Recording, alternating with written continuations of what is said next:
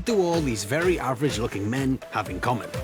That's right, they're all dictators. And that means they love power, they hate journalists like me, and they are, quite frankly, ridiculous. I'm on a journey to 3 former Soviet Union countries to find out what makes some of the world's most powerful tyrants tick, and to see the good, the bad, and the completely mental about living under a dictatorship.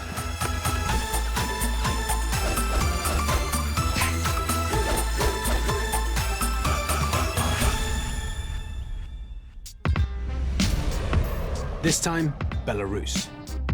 The country is next door to Poland, slap bang between the EU and Russia.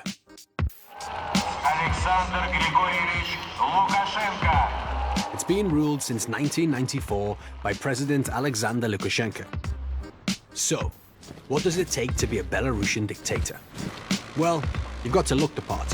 And of course, that means a military uniform, even if, like Luka, you've only ever done national service. If you're ever doing any sport, you'll need a huge, adoring audience.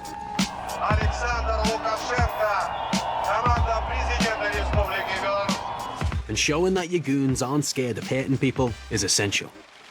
In fact, Luka's managed to pass himself off as such an alpha male, he can even get away with watching this. So, I'm on my way to Belarus. I want to give you a little taste of what's to come. I'm going to do that by showing you a video. It features this man who is the German foreign minister, happens to be gay. Es handelt sich bei Herrn Lukaschenko den letzten Diktator Europas. And the guy who runs Belarus. Я так вот услышав это, подумал, лучше быть диктатором, чем голубым, конечно.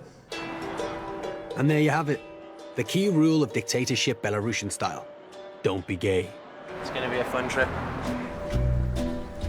Getting into these countries is hard, so we told the authorities we were making a travel program, and none of the interviewees would know it was actually a series about dictatorships, for their safety and mine. So I'm on the way to Alexandria, which is the actual birthplace of Lukashenko himself. And although we have filming permissions in Belarus, things get a bit more precarious here due to the fact that this is the place that he was born. So not entirely sure how things are going to work out, or even if we'll be able to film at all. When we got to Alexandria, we were allowed to continue as long as we had someone official with us. Добрый день. I'm Benjamin. Larissa. Under Larissa's watchful eye, we headed for the big man's home village. This isn't actually the village that he was born in, this is the village he was raised in. The village he was born in is over a bridge somewhere, but we're not allowed to go there because it doesn't look quite as nice as this one. So this is the place they want to show us. First stop, Lukashenko's old school.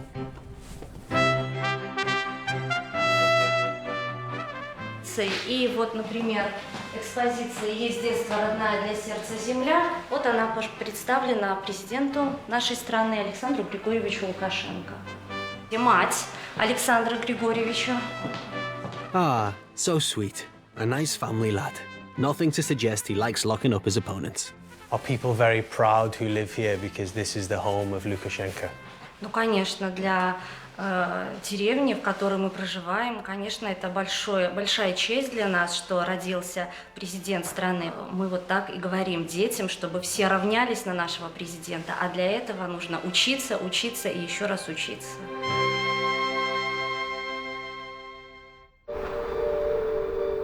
But apparently, there is a shortcut to becoming more like him. Lukashenko's often talked about a magic spring in the woods.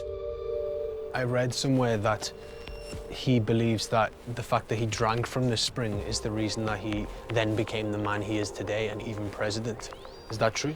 Ну, вы знаете, как говорится у нас в народе, что по вере каждому дается. Если вы верите в то, что с вами произойдут какие-то изменения, они произойдут.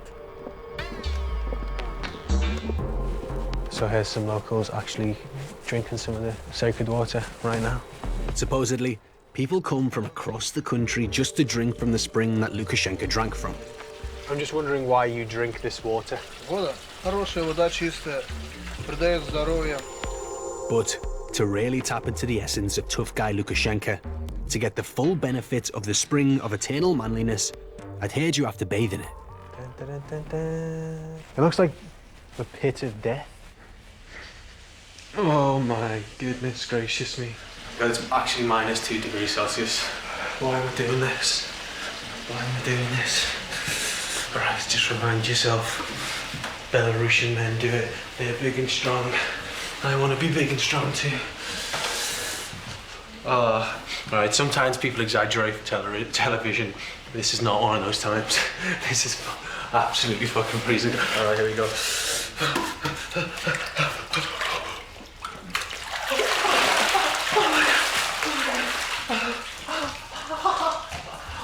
I can feel it. I can feel the energy. Oh no, that's hypothermia. That's what that is. I felt like a changed man. Oh God, look at my nipples. They're about 4 inches long. Oh. There we go. Being in the spring, got the big man's coat on. This is it. Never felt like more of a man in my life.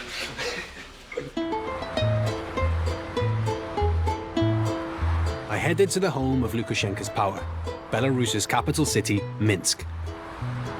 Doesn't feel like Europe's last dictatorship, I'll be honest. There's loads of really fancy cafes, fancy perfume shops. If I wasn't freezing my tits off right now, I could well and truly be in Italy or something. Although it's a beautiful city, Brits hardly ever come here.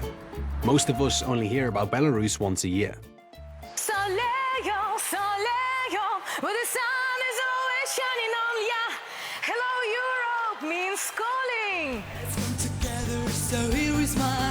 In the 2011 Eurovision Song Contest, Anastasia represented Belarus with this beauty.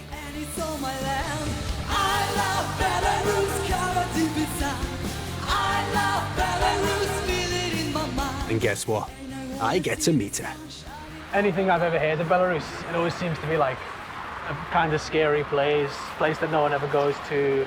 Very Russian, very Soviet. One of my main goals was to destroy adult stereotypes about Belarusians and our country. After my performance, Belarus was tagged as one of the most discussed topics in the whole world for almost 20 minutes.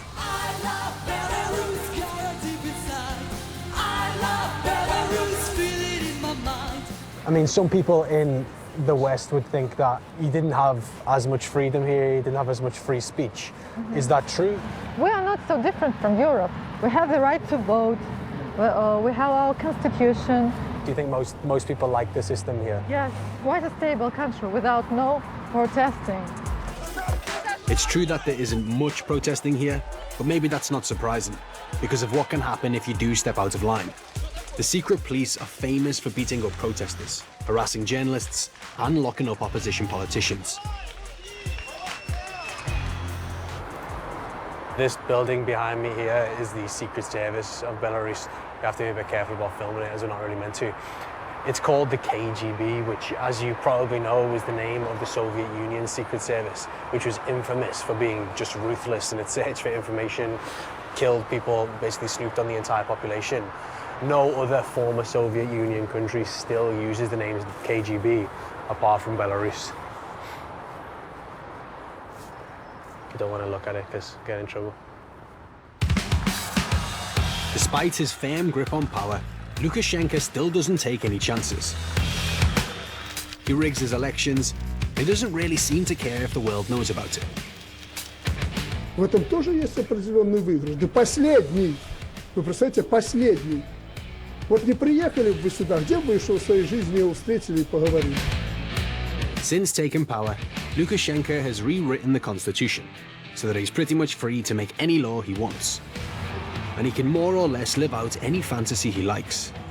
Ice hockey is his favorite sport, and the Belarusian media regularly reports on his exploits on the ice. He likes getting quality players together so he can pretend to be one of them. And there he is, wearing the #1 jersey. You can probably guess what team usually wins. Lukashenko's ploughed hundreds of millions of dollars into building ice hockey stadia around the country. The biggest, right here in Minsk. Wow, this is most definitely the noisiest sport I've been to for a long time. Unnecessarily loud. If there's one thing I knew about Luka, it's that he doesn't like gay people. So I wondered what it was like to be gay in Belarus. I'd met up with Oleg Raskov, a TV journalist who covers LGBT rights. People just trying not to show that they are gay. Sometimes nobody knows about it, only really close friends, not parents, not in the work, and just hide it. The station Oleg works for is banned in Belarus, so they have to broadcast from neighbouring Poland. I mean, it surely can't help that one of kind of Lukashenko's most famous quotes is, "It's better to be a dictator than to be gay." Yeah, absolutely. We have 2.Belarus in Belarus, and after this expression, every week was police raids on these places here, and everyone who were in the club was write his names and like, we're watching you, we know you are here, and we can control you. And after that raids, one bar was closed. Imagine saying we are two gay guys, and all of these guys find out. What would their reaction be? Probably we should run away fastly from there, because many of these guys will try and beat our face. Yeah. Lukashenko isn't the only local leader who appears to have enjoyed the spring of eternal manliness. Until recently, his closest ally was his neighbour and all-round alpha male, Vladimir Putin in Russia. But apparently, when Putin sent troops into Ukraine, Belarus's neighbour, poor old Luka got a little nervous that the same could happen to him. So all of a sudden, to make friends with Europe, he started releasing political prisoners. Hello. Nice to meet you. On the outskirts of the city, I met up with someone who spent more time in the local cells than most. This is a big dog. Is this to keep out the KGB? Yes. At 28 years old, Pavel's been to jail 19 times, once for more than 8 months. Why become the face, of a kind of opposition movement and make life difficult for yourself? Возможно, это просто потому, что я идиот. Но если я не буду этим заниматься, мне просто станет стыдно на себя смотреться в зеркало. Вот и все. Did you put this up because I was coming? Yes. Only today. To try to keep smiling during his spells out of the cells, Pavel makes homebrewed spirits. Начинаем дегустацию с настойки киви. На киви, в смысле. Сделан исключительно из натуральных продуктов, и я вам больше скажу, тут столько витаминов, что он скорее даже полезный, чем вредный. So this is basically medicine, is what you're saying? Yes. I will be cured of all my ailments. Fantastic. Pavel became a minor celebrity in Belarus a couple of years ago, when one of his protests landed him and his friends behind bars, yet again.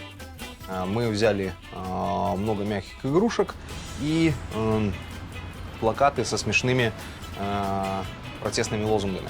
И поставили все это напротив Дома правительства. Всем или почти всем дали по 15 дней ареста. First tonight, a story that the government of Belarus doesn't want you to see. The protest went international when a Swedish organisation, in solidarity with Pavel, flew into Belarusian airspace and dropped 1,000 teddy bears with pro-democracy slogans. Lukashenko was apparently terrified by the teddy bear invasion. Безнаказанного нарушения государственной границы быть не должно. He fired the head of his air force and expelled the Swedish ambassador. Ну, поехали. Yeah. This one looks a bit heavy. And his henchmen have kept an eye on Pavel ever since. Do you think we could be bugged right now? Потому что я уверен, что там стоит прослушка. Мы с женой замечали некоторые странные вещи пару раз. Я никогда не обсуждаю дела по телефону. I mean, it just sounds like a ridiculously stressful life. То есть то, что я на свободе, это не моя заслуга. Мне уже там 1000 раз угрожали, что мы там тебе наркотики подкинем. И я понимаю, что они это могут сделать. И я уеду сидеть лет эдак на 9. I was beginning to appreciate how all the moonshine could help take the stress out of Pavel's situation. I think I'm getting to the point where I'm off me tits. Off me tits? No. Что это? You don't know. Off like tits. I know what is tits, but I don't understand what you mean. So I am off my... It's just a tit. I don't know. I don't know where it comes from. I don't know the etymology, but it's an accurate description of how I'm starting to feel. You know what I mean? Thank you very much for meeting me. Thank you. Good luck. Hopefully I won't get arrested in about 10 minutes. All right, so I'm not going to lie to you. I am definitely a little bit smashed. Probably had about 7 too many shots. But yeah, meeting those guys was genuinely interesting. I've spent like the first half of my trip here thinking that it didn't really seem that bad. The streets seem quite normal. It's quite a nice city centre. And then these guys have really put it all into perspective. Once you go against the regime here, once you go against Lukashenko, life changes for you. And it changes very dramatically for the worse. Back in the centre of town, there was more evidence that Lukashenko might be lightening up a bit. So just around this corner is something I really did not expect to see in a dictatorship, which is a opposition protest rally.